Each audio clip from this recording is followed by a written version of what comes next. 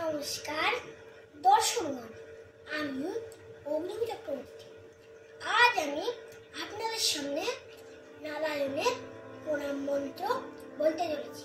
যদি ভালো লাগে তাহলে লাইক, কমেন্ট, শেয়ার করবেন আর প্লিজ প্লিজ প্লিজ সাবস্ক্রাইব করবেন।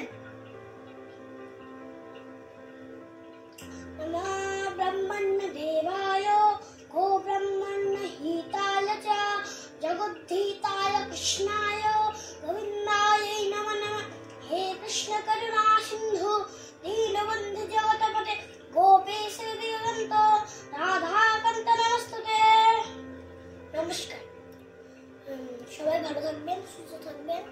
আবার দেখা হচ্ছে পরের ভিডিওতে।